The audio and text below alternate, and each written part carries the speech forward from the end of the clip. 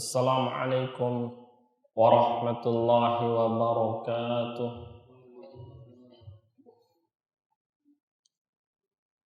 Innal hamdalillah nahmaduhu wa nasta'inuhu wa nastaghfiruh wa na'udzu billahi min shururi anfusina wa min sayyiati a'malina. Man yahdihillahu fala mudilla lahu wa man yudlil fala hadiya lahu. Asyhadu an la ilaha illallah wahdahu la syarika lah wa asyhadu anna Muhammadan abduhu wa rasuluh. Allahumma salli wa sallim wa barik wa an'im ala abdika wa rasulika Muhammadin wa ala alihi at-tayyibin at-tahirin wa ala sahabatihi al-ghurril mayamin wa ala sa'iri atba'ihi ila yaumiddin yauma la yanfa'u malun wala banun illa man atallaha biqalbin salim. Amma ba'd. Ma'asyiral hadirin rahimani wa rahimakumullah. Kita panjatkan puji syukur kepada Allah Rabbul Alamin. Alhamdulillahi Rabbil Alamin, yang telah memberikan banyak sekali nikmat kepada kita. Setelah nikmat Islam, nikmat keimanan, merupakan nikmat yang juga besar, agung, patut terus-menerus disyukuri, adalah nikmat keamanan, nikmat kesehatan. Maka barang siapa yang Allah Subhanahu wa ta'ala masih berikan kesempatan, kesehatan, penjagaan dari wabah yang sedang melanda saat ini, maka tentunya itu merupakan nikmat yang besar. Sudah setahun lebih kita diuji. Tentunya ini merupakan ujian yang besar, bukan ujian yang ringan, ujian bagi kita bersama. Sehingga di sini dibutuhkan banyak hal. Yang pertama, bagaimana kita menjaga diri kita, bagaimana kita menjaga keluarga dan lingkungan kita. Tentunya setelah selalu memohon taufik dari Allah Subhanahu wa ta'ala. Kemudian yang tidak kalah pentingnya adalah bagaimana kita menanam, menaruh, merawat rasa peduli antar sesama, terutama sesama muslim. Maka dengan adanya ujian yang berkepanjangan seperti ini, panjang waktunya, ada orang-orang yang membutuhkan bantuan satu sama lain.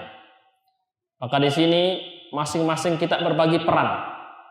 Yang bisa menolong silahkan berperan sebagai orang yang gemar menolong. Yang butuh pertolongan, ya silahkan setelah meminta kepada Allah, ya meminta pertolongan kepada makhluk. Kemudian setelah itu dibolehkan. Ya, di sini at-ta'awun, tolong menolong, itu merupakan salah satu tanda adanya keimanan di dalam hati kita. Nabi alaihi salatu wassalam menyebutkan, innallaha fi aunil abdi, sesungguhnya Allah Subhanahu wa ta'ala akan senantiasa menolong, membantu hamba.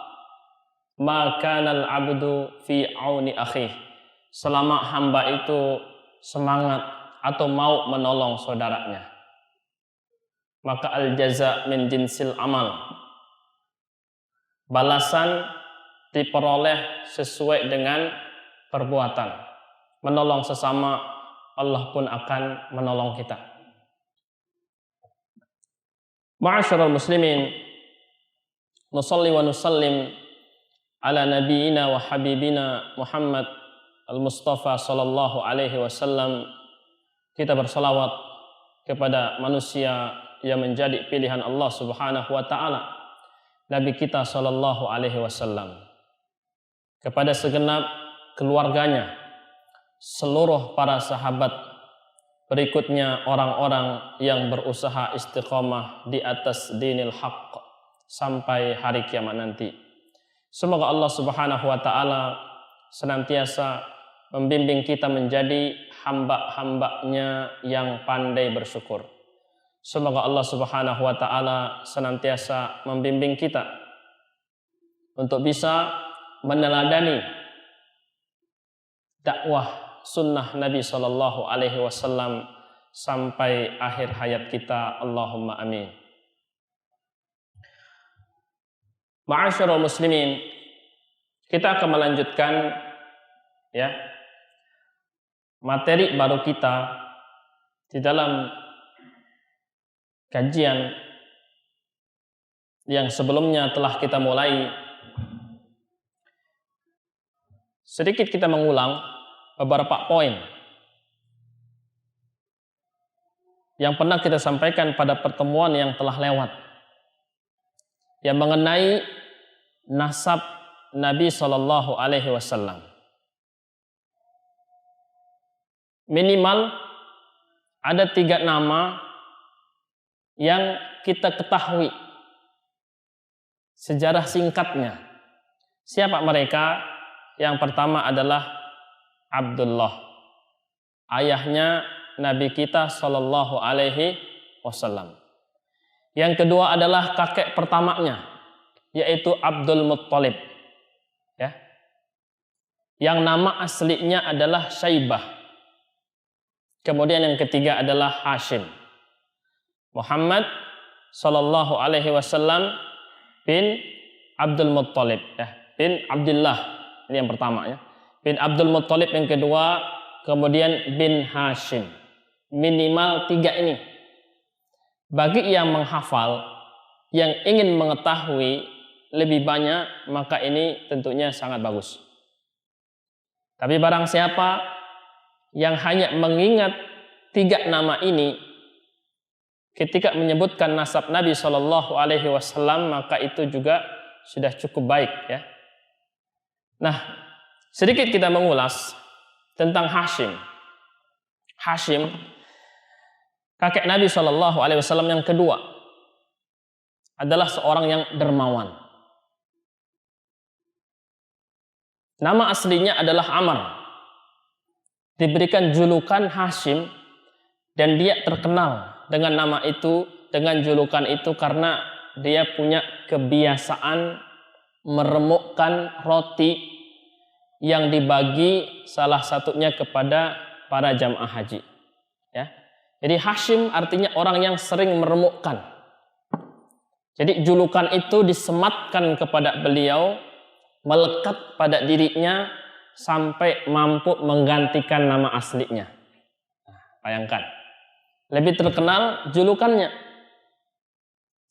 Sehingga setelah itu keluarganya disebut sebagai keluarga Hashimiyah, nisbat kepada Hashim.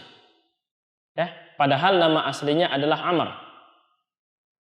Hashim suatu ketika tiba di Madinah, bertemu dengan seorang wanita yang namanya Salma. Kemudian singkat cerita menikah. Sang istri ditinggal safar, melahirkan seorang anak, namanya siapa? Syaibah. Kenapa diberikan nama Syaibah? Karena dia lahir dalam kondisi ada uban di kepalanya. Nah, ini satu hal yang langka. Tidak umum terjadi pada anak yang lahir. Sehingga itu menjadi penamaan bagi Syaibah, Syaibah kecil. Sementara keluarga Hashim, salah satunya saudaranya Al-Muttalib, tidak ada yang tahu dengan kelahiran anak dari saudara mereka. Tidak sampai berita. Sampai kisaran 7 sampai 8 tahun barulah terdengar bahwasanya Hashim yang pergi safar kemudian wafat, meninggalkan seorang istri dan anak di Madinah. Anak ini namanya Syaibah. Sampai berita kepada Al-Muttalib yang menggantikan posisi Hashim di Makkah. Tidak lama kemudian dia berangkat pergi ke Madinah untuk menemui ponaannya. Sampai di Madinah, bertataplah dia dengan Syaibah. Kemudian setelah itu air matanya bercucuran. Bayangkan 7 tahunan gak ketemu sama ponaan, bahkan baru tahu kalau dia punya ponaan di Madinah. Setelah itu dia sampaikan kepada Syaibah bahwasanya Al-Muttalib ini ingin membawa Syaibah untuk pindah ke Makkah di kampung ayahnya, yaitu Hashim.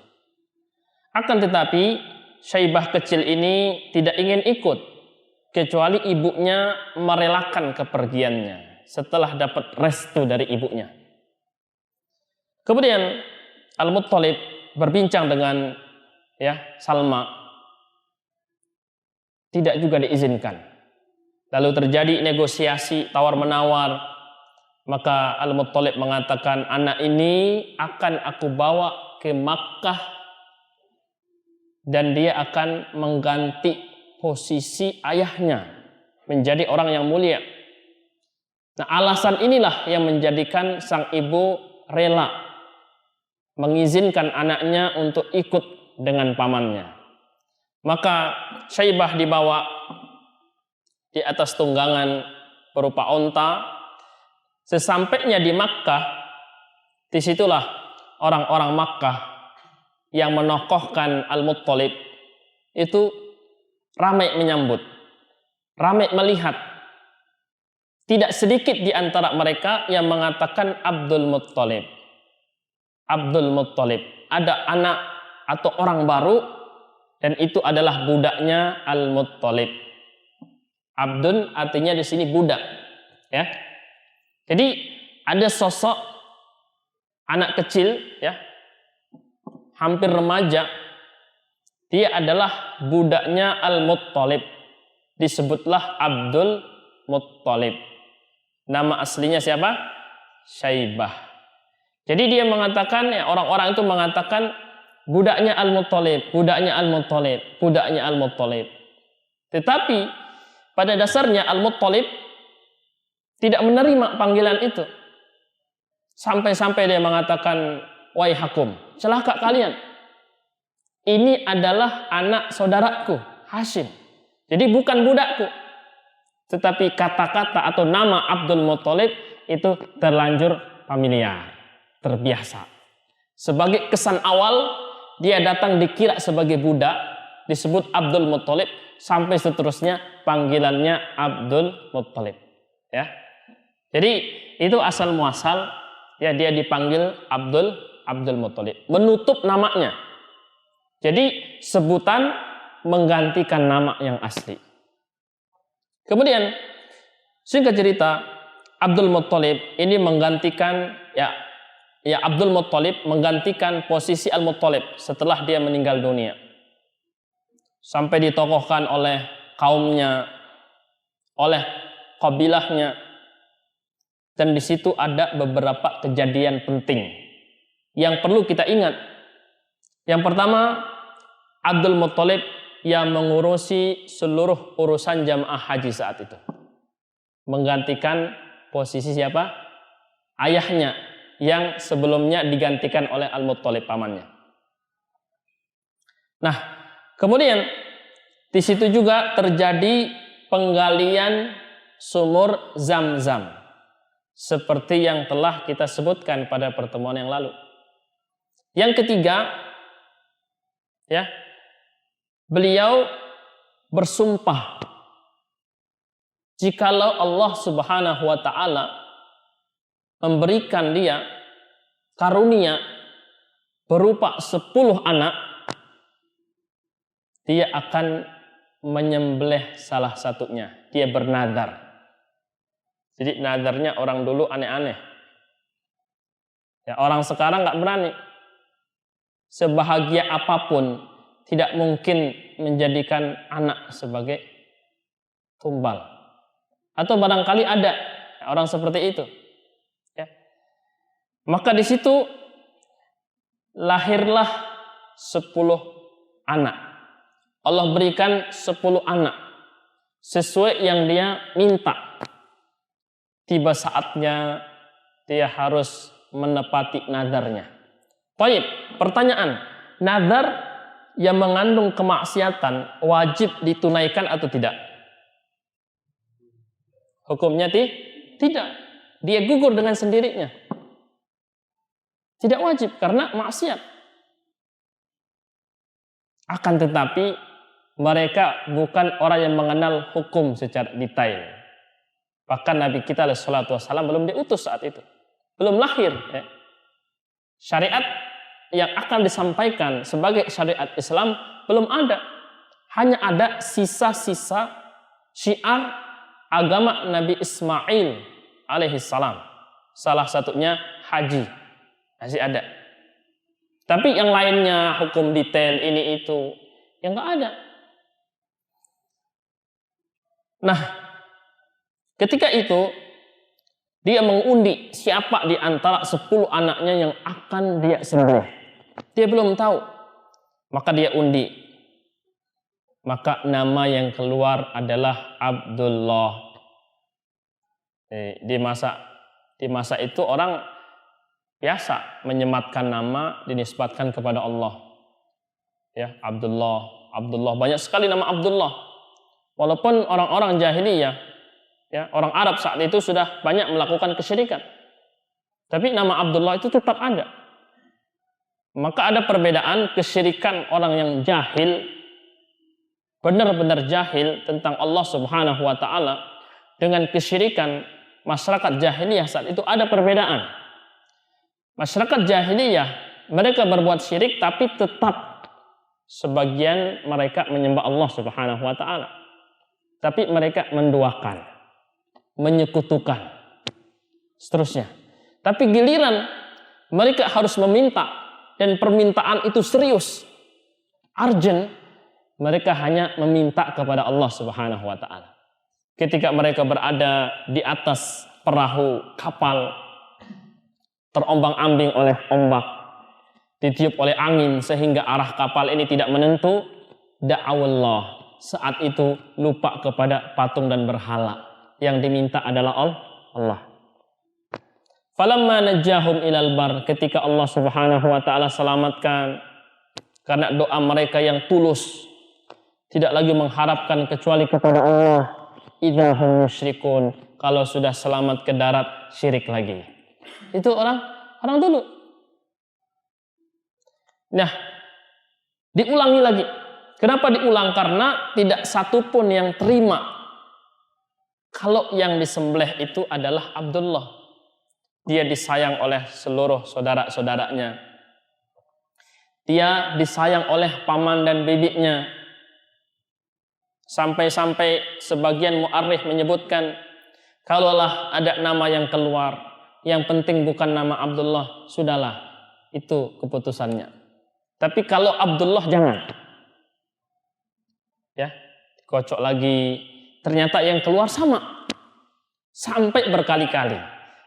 Pada akhirnya singkat cerita ditebus dengan onta. Tidak ada anaknya yang disembelih. Maka sebagian mu'arrikh, pakar sejarah menyebutkan Nabi kita Shallallahu Alaihi Wasallam adalah ibnu dzabihain, anak dari 2 orang tua yang pernah hampir disembelih. Yang pertama siapa?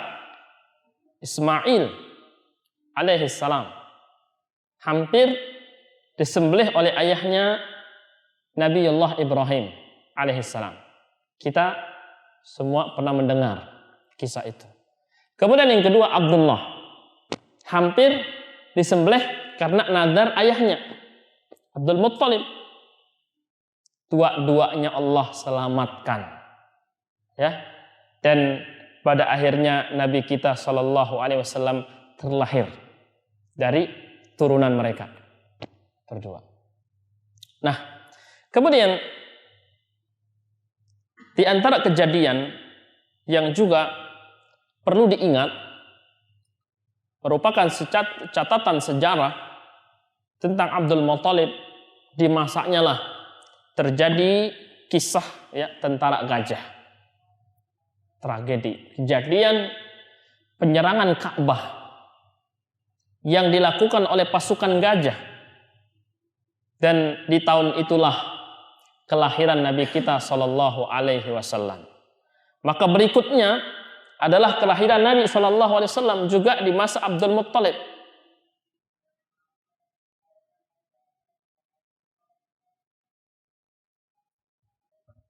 Berkaitan tentang tentara gajah, ini yang akan menjadi ya bahasan kita malam ini. Lalu berikutnya, jika waktu masih tersisa, dilanjutkan dengan ya kelahiran Nabi Shallallahu Alaihi Wasallam. Di negeri Yaman pada saat itu terdapat sebuah kerajaan yang dikenal dengan kerajaan Habasyah. Ya. Kerajaan ini dipimpin oleh seorang panglima yang bernama Abrahah. Abrahah kata orang Indonesia ya. Nah, Abrahah ini dia memiliki rasa iri terhadap Ka'bah yang begitu diagungkan oleh banyak manusia, dihormati. Ka'bah merupakan ikon atau syiar yang besar, di mana Ka'bah dikunjungi terus-menerus. Siapa yang bangun Ka'bah? Nah, Nabiullah Ibrahim dan putranya Ismail alaihissalam. Bayangkan sudah ada berapa tahun. Sampai di masa itu masih terus diagungkan. Walaupun sisa daripada ajaran Ibrahim, Ismail alaihissalam tidaklah banyak, tetapi Ka'bah tetap dimuliakan, tetap diagungkan. Nah, Abrahah al-Ashram ini memiliki sifat iri, rasa iri. Pada akhirnya ya dia membuat satu bangunan yang juga megah, besar. Tujuannya bangunan ini bisa ya menyaingi peran Ka'bah, bisa menarik perhatian banyak orang sehingga akan ramai pengunjung ya, dikunjungi banyak orang, pada akhirnya masyhur, terkenal, dimuliakan, maka otomatis yang mendirikan juga akan menjadi terkenal, kan begitu, otomatis. Maka keinginan itu dia wujudkan. Dia membangun gereja yang begitu megah. Sebagian mengatakan bangunan saja. Maka ada seorang laki-laki dari salah satu orang Arab dari suku Kinanah. Dia marah dengan apa yang dilakukan oleh Abrahah. Kenapa Abrahah membangun bangunan untuk menyaingi Ka'bah? Saya tidak terima dengan apa yang dia perbuat. Maka apa yang terjadi? Dengan adanya bangunan itu, suatu malam lelaki itu pergi menuju bangunan besar, megah, yang dibangun oleh Abrahah. Maka saat itulah dia lumuri dinding-dinding bangunan itu dengan kotoran. Kotoran manusia, bayangkan. Sebagai bentuk protes, sebagai bentuk dia tidak menerima dan tidak menyetujui adanya bangunan itu. Malam hari, di zaman itu tentunya ya susah mendeteksi pelaku satu kejahatan, pelaku satu ya kriminal, karena belum ada CCTV dan seterusnya. Dia pilih malam hari ya. Biasa kan begitu. Ya, kalau melakukan perbuatan yang apabila dilihat oleh orang pelakunya malu, maka akan dilakukan di malam hari ketika orang-orang sedang tertidur. Setelah dia lumuri dengan kotoran, laki-laki itu pergi. Maka ketika Abrohah yang sudah menaruh harapan besar dengan apa yang dia perbuat, dengan bangunan yang dia bangun, dia menyaksikan dan mengetahui bahwasanya bangunan itu telah dihinakan oleh seseorang yang dia belum tahu pelakunya sebelumnya. Maka dia pun marah. Dia marah karena diindikasikan pelakunya ini orang Makkah ini. Ya, pasti ada biasa iri dibalas dengan perasaan tidak terima, dibalas dengan satu aksi yang juga membuat marah Abrohah. Sudah dia sakit hati, ditambah ada emosi, maka tidak lama kemudian dia pun mempersiapkan pasukan yang jumlahnya cukup besar. Ya, kurang lebih sebagian menyebutkan ada 6.000 tentara dengan 9 gajah yang besar. Gajah yang dipilih. Nah, gajah-gajah inilah yang diandalkan untuk menghancurkan bangunan Ka'bah. Gajah pilihan. Dia berangkat, ya tujuannya untuk menyerbu kota Makkah. Namun apa yang terjadi ketika Abrohah terus berjalan sampai di satu daerah yang disebut Mogommas, disitulah gajah-gajah itu mulai bertingkah aneh. Seperti apa keanehannya? Setelah beristirahat, Abrohah memerintahkan pasukan untuk lanjutkan perjalanan menuju kemana? Makkah. Fokus tujuannya adalah Ka'bah sebagai sasaran yang akan dihancurkan. Maka gajah-gajah itu tidak mau berdiri. Kan ada orang kalau istirahat, kalau udah cukup lanjut. Ini dianggap sudah cukup istirahatnya. Tapi gajah-gajah yang dipilih dianggap kuat, disiapkan untuk menghancurkan Ka'bah, justru tidak mau berdiri. Mereka berpikir tidak mungkin gajah ini capek. Tidak mungkin gajah ini lelah. Pada akhirnya dicoba untuk mengarahkan tujuan perjalanan ya, gajah ini ke arah yang lain. Dia mau berdiri dan berjalan. Bahkan sebagian menyebutkan dia bergegas. Dengan cepatnya dia berjalan. Ketika dicoba kembali diarahkan menuju Ka'bah, dia berhenti. Terus seperti itu sampai Allah Subhanahu wa taala mengutus ya pasukannya berupa burung-burung ya membinasakan, menghancurkan pasukan gajah tersebut. Allah Subhanahu wa taala menyebutkan dalam Quran surah Al-Fil mengenai kisah ini. Allah Subhanahu wa taala menyebutkan alam tara kaifa fa'ala rabbuka bi ashabil fil. Tahukah kalian ya apa yang Allah Subhanahu wa taala perbuat terhadap pasukan gajah? Tentara yang berangkat ingin menghancurkan Ka'bah dengan membawa gajah-gajah yang besar. Apa yang Allah perbuat terhadap mereka?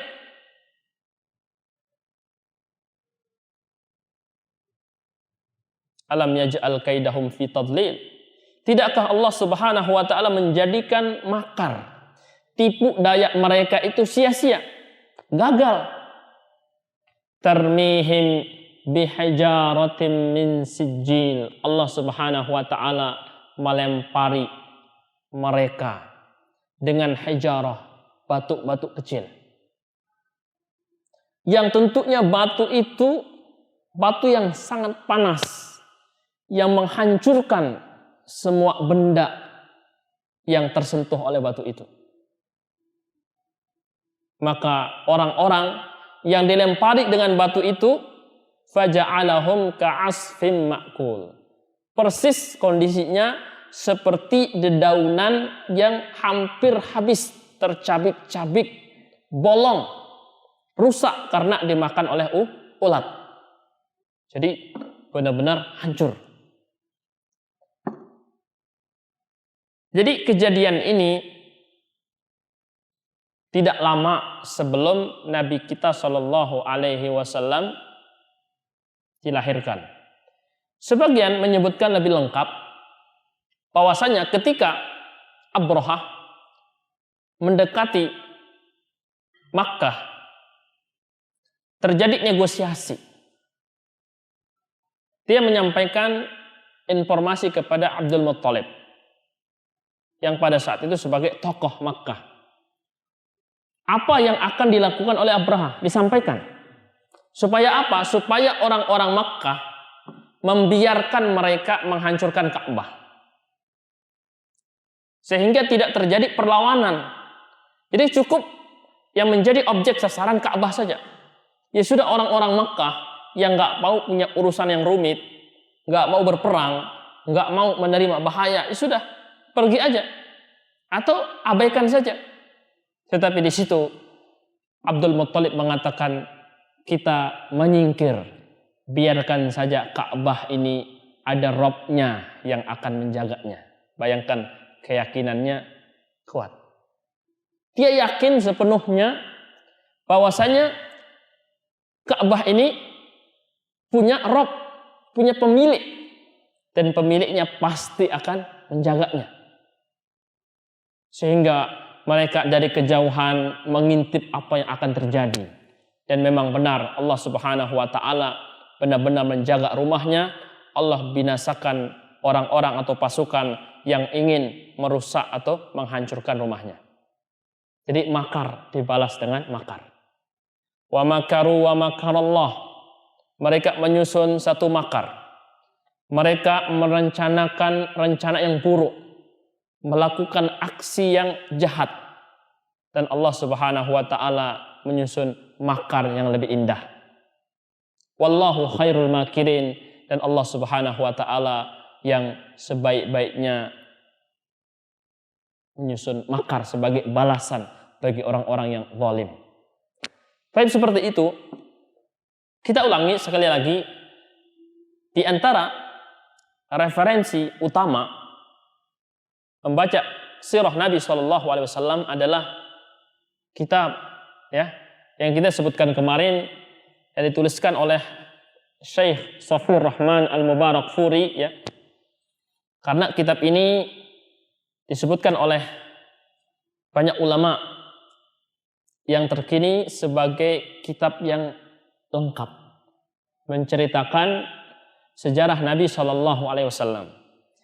Dan kitab ini yang diberikan judul Ar-Rahiqul Makhtum adalah kitab yang ditulis pada satu perlombaan internasional, meringkas, menulis dengan referensi-referensi yang bisa dipertanggungjawabkan untuk mencatat sirah Nabi SAW.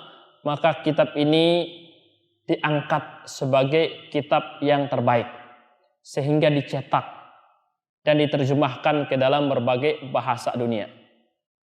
Maka Syekh Safiyur Rahman Al-Mubarakfuri yang berasal dari kota Mubarakfur, tepatnya di negeri India, terpilih menjadi juara satu penulis sejarah Nabi SAW. Kapan itu? Ketika Muktamar ulama Muslim dunia yang pertama.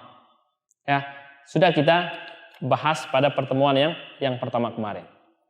Nah, jadi sekali lagi, bagi yang ingin membaca ulang, menjadikan atau mencari referensi tentang sirah Nabi SAW, silakan mencari kitab yang judulnya adalah Ar-Rahiq Al-Makhtum. Ar-Rahiq Al-Makhtum ini sudah diterjemahkan ke dalam bahasa Indonesia oleh berbagai penerjemah, dicetak juga oleh berbagai pustaka. Hampir rata-rata pustaka besar di Indonesia telah mencetak kitab ini. Dengan judul yang bermacam-macam. Ya, di antaranya Sirah Nabawiyah atau mungkin ada judul-judul yang lain ya. Beda penerbit, biasanya beda judul terkadang. Tapi intinya kita merujuk kepada kitab Ar-Rahiq Al-Makhtum karena dia sudah tersusun sedemikian rapi. Banyak lagi referensi yang lain seperti Sirah Ibnu Hisham, seterusnya Sahih Sirah Nabawiyah. Tetapi ini yang kita pilih, dan bagi siapa yang ingin juga membaca sirah ini juga telah diringkas oleh salah seorang ustadz kita ya, dengan judul yang terbaru Sejarah Kehidupan Rasul Shallallahu Alaihi Wasallam. Yang sebelumnya buku ini juga judulnya Sirah Nabawiyah, karena dianggap sebagian orang masih asing mendengar nama sirah, sehingga diganti menjadi Sejarah Kehidupan Rasulullah Shallallahu Alaihi Wasallam. Ya, ditulis, disusun, ini sangat cocok untuk panduan belajar anak-anak kita di rumah, para remaja, karena bahasanya sudah disederhanakan, sudah dilenturkan, sehingga lebih nikmat untuk dibaca, dan tentunya juga lebih ringkas. Ya, ini bisa ditulis oleh Ustadz Nizar Sa'ad Jabal. Ini beliau menulis banyak buku-buku yang menjadi kurikulum pelajaran anak-anak di usia sekolah. Baik. Sebelum masuk pada judul yang baru, kelahiran Nabi SAW, kita mengingatkan kembali tentang pentingnya belajar sirah Nabi SAW. Sebagai seorang muslimah, minimal secara umum ada tiga hal pokok yang wajib kita ketahui, wajib kita pelajari, wajib kita ilmui. Yang pertama itu apa? Ma'rifatullah. Bagaimana hamba mengenal Allah. Bagaimana kita sebagai ciptaan mengenal pencipta kita. Sudah kenal Allah belum? Kan begitu. Sebatas tahu nama, sebatas mengklaim, mengakui cinta kepada Allah, siapapun bisa. Tetapi ternyata tidak setiap orang yang mengaku beragama Islam telah mengenal Allah Subhanahu wa taala. Maka mengenal Allah tentunya kita belajar asma wa sifat. Nama-nama Allah, sifat-sifatnya. Satu nama mungkin butuh pembelajaran yang panjang. Allah punya sifat, punya nama Ar-Rahman. Dia Maha Pengasih, di mana kasih sayangnya meliputi seluruh makhluknya. Kasih sayang Allah Subhanahu wa taala. Semua Allah berikan karunia. Semua Allah berikan rizkinya. Wa ma min dabbatin fil ardi illa 'ala Allahi rizquha. Tidaklah ada sampai binatang melata. Ada yang berjalan dengan kaki 4. Ada juga berjalan dengan perutnya, ya kan? Kelihatan seperti itu. Kecuali Allah yang menjamin rezekinya. Manusia ada kaya, ada miskin. Tapi yakinlah, semua Allah kasih makan. Ada yang berlebih daripada apa yang dibutuhkan. Tapi itu tidak aneh. Tapi yang sangat ajaib, unik, makhluk kecil yang nggak pernah sekolah, ya, nggak pernah mengenyam pendidikan formal. Bagaimana cara mencari ini dan itu, tetap makan, tetap hidup, ya.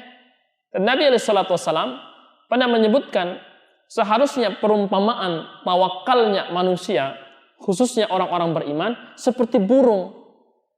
Seperti apa dia mencari rezeki? Tagdu himasa wa taruhu bitana. Ya sudah, pagi hari jangan malas-malas, berangkat aktivitas, berangkat kerja, cari rezeki yang telah Allah hamparkan di bumi ini. Maka dia pun berangkat, tidak tahu kemana nih hari ini. Dia terbang saja. Dia berangkat dalam kondisi perutnya kosong. Sebenarnya bukan perut kalau burung, tapi nggak apa-apa dibahasakan seperti itu. Wataruhu bitona, balik di sore hari dalam kondisi terisi. Tawakal. Tidak ada istilah kalau nggak punya pekerjaan tetap, selesai hidup saya. Enggak. Kalau di PHK berarti selesai. Enggak. Orang tua kita mengajarkan kita banyak hal tentang bagaimana semestinya kita mencari rezeki. Bersandar kepada Allah, jangan malas, terus berdoa, insya Allah. Seperti itu. Jadi belajar nama-nama dan sifat Allah. Belajar kitab-kitab tauhid dan seterusnya. Yang kedua adalah mengenal Nabi Shallallahu Alaihi Wasallam. Ini wajib. Allah Subhanahu Wa Taala menciptakan manusia. Tidak Allah berikan hidup begitu saja tanpa aturan, semaunya. Tidak seperti itu. Melainkan Allah Subhanahu Wa Taala wa ma min ummatin illa khala fiha nadhir. Tidaklah ada satu kaum melainkan Allah utus pemberi peringatan. Setiap kaum itu pernah ada nabinya. Kenapa Allah menginginkan manusia ini mendapatkan rezeki dunia? Allah juga masih menginginkan manusia itu meraih kenikmatan di akhirat. Itu saja. Bukan berarti Allah ingin keuntungan dari manusia. Tidak. Amalan-amalan manusia seluruhnya yang dilakukan, jerih payahnya berupa ibadah, amal soleh, baik itu sifatnya hanya ibadah mahdoh ataupun ibadah tetapi juga ada nilai sosialnya. Innamahi a'malukum, itu amal-amal kalian. Oh sihalakum, Allah catat. Tsumma uwafikum iyaha, Allah balas semuanya tanpa ada yang luput. Jadi mengenal Nabi. Nah Allah menurunkan risalah, mengutus pemberi peringatan berupa Nabi dan Rasul untuk diikuti. Dan bagaimana mungkin kita bisa mengikuti mutaba'ah kepada Nabi kita Sallallahu Alaihi Wasallam kecuali kita mengenal beliau. Bagaimana Rasul Sallallahu Alaihi Wasallam berakhlak. Ada yang datang kepada Aisyah radhiyallahu anha. Dia bertanya, seperti apa sih akhlak Nabi Shallallahu Alaihi Wasallam? Maka Aisyah radhiyallahu anha mengatakan, kana khuluquhul Quran. Kalau mau tahu akhlaknya Nabi Shallallahu Alaihi Wasallam, persis seperti isinya Al-Quran. Sabarnya beliau tidak akan pernah tertandingi. Ya. Kasih sayang beliau begitu dalam. Maka beliau diutus, wa ma arsalnaka illa rahmatan lil alamin. Tidaklah kami mengutusmu wahai Muhammad melainkan sebagai rahmat, lambang, syiar kasih sayang untuk seluruh alam. Jadi kita cinta kepada Nabi alaihi salatu wasallam, mustahil cinta itu sempurna, mustahil cinta itu benar, mustahil cinta itu tepat tanpa kita mengenal sosok yang kita cintai. Maka mengenal Nabi Shallallahu Alaihi Wasallam hukumnya wajib. Tujuannya yang pertama untuk mencintai beliau. Yang kedua untuk mengikuti beliau. Satu hari Umar bin Khattab radhiyallahu anhu mengatakan, wahai Rasulullah, sesungguhnya tidak ada yang lebih aku cintai dari makhluk atau sesama manusia yang ada, melainkan engkau. Hanya saja aku masih mencintai diriku melebihi cintaku kepadamu. Tetapi terhadap yang lainnya engkau nomor satu. Jadi aku paling cinta kepada diriku, baru engkau yang kedua. Baru setelahnya yang lain, istri, anak, keluarga. Apa kata Nabi sallallahu alaihi wasallam? La ya Umar. Belum sempurna iman itu wahai Umar. Kecuali engkau mampu mencintai aku di atas dirimu. Maka Umar bin Khattab kemudian mengatakan, tidak lama dia menata hatinya. Wahai Rasulullah, sekarang aku lebih mencintai engkau sampai pun pada diriku sendiri. Melebihi diriku sendiri. Dan bagaimana kecintaan itu akan tumbuh? Ya namanya cinta, dia tumbuh dengan proses. Ada sebab. Maka mengerti, memahami, mempelajari mengkaji sirah Nabi SAW adalah sebab utama kita mencintai beliau. Dan yang kedua tadi adalah untuk mutaba'ah, mengikuti jejak kehidupan beliau. Allah Subhanahu wa taala menyebutkan, "Qul in kuntum tuhibbunallah." Katakanlah wahai Muhammad kepada umatmu, apabila kalian mencintai Allah, benar cinta kalian kepada Allah, fattabi'uni, maka syaratnya, buktinya ikutilah aku.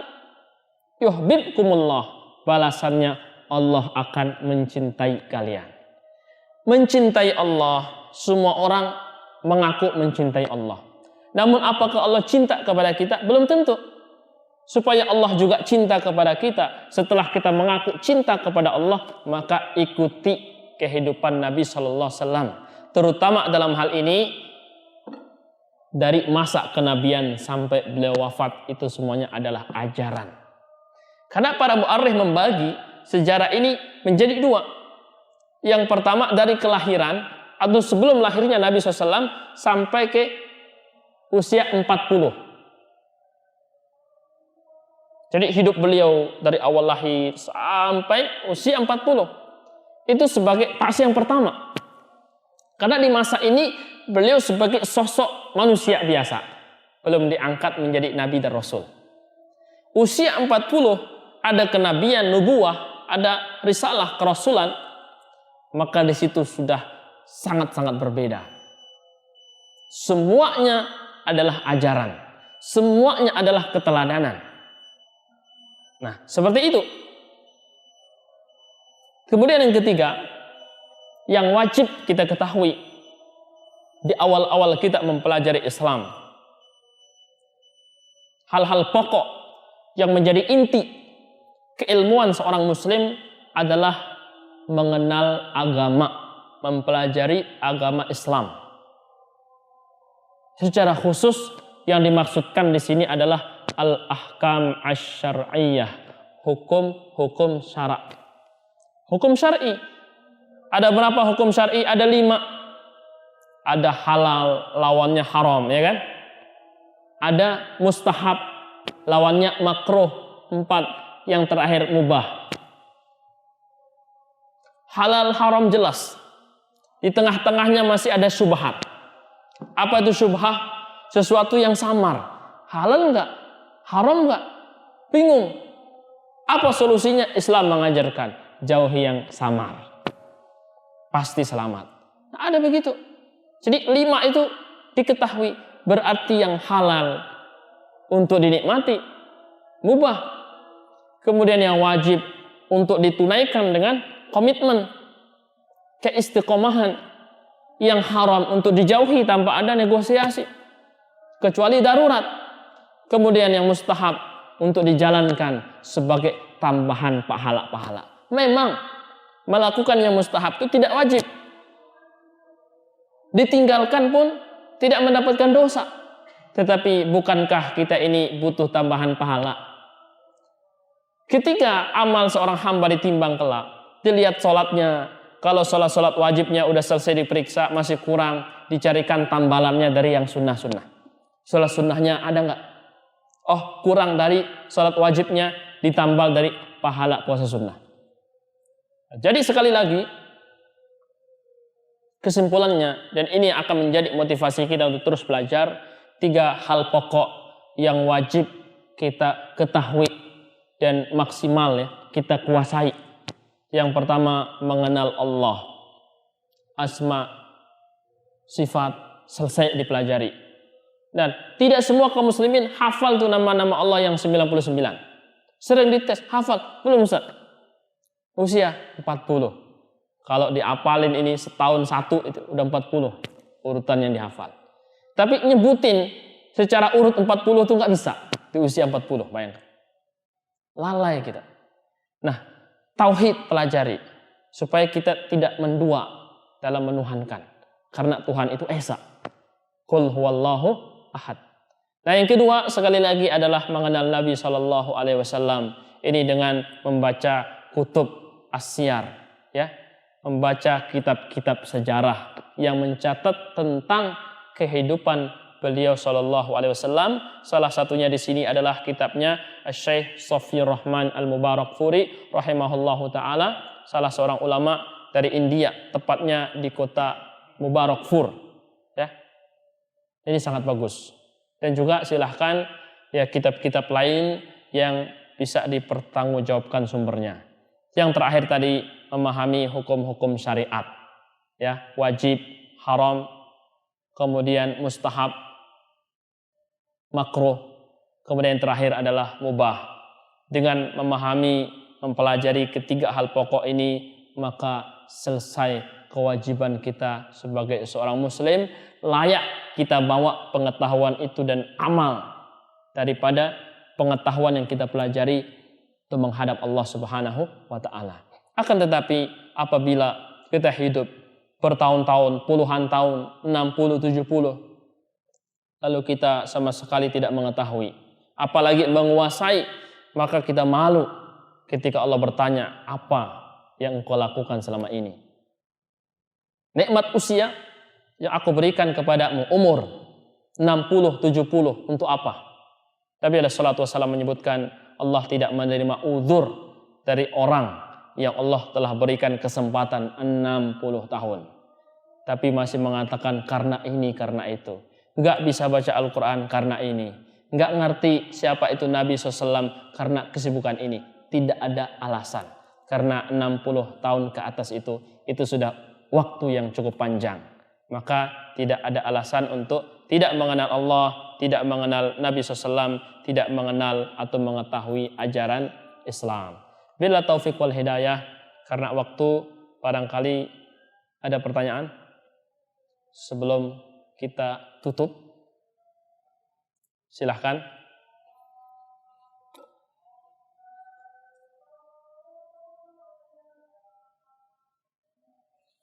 Maaf ya. Baik, jika tidak ada maka kita cukupkan. Pertemuan pertama, kedua masih agak perlahan. Ya, transisi ini muqaddimah. Insyaallah taala jika Allah mudahkan di pertemuan yang ketiga kita sudah lebih maksimal menyampaikan materi-materi sirah Nabi Sallallahu Alaihi Wasallam. Semoga Allah Subhanahu Wa Taala selalu memberikan taufik untuk bisa istiqomah di dalam menuntut ilmu, beramal, berdakwah di atas keikhlasan kepadanya. Bila taufik wal hidayah wal ridha wal inayah, subhanakallah wa bihamdik, asyhadu an la ilaha illa an, astaghfiruka wa atubu ilaik. Assalamualaikum warahmatullahi wabarakatuh.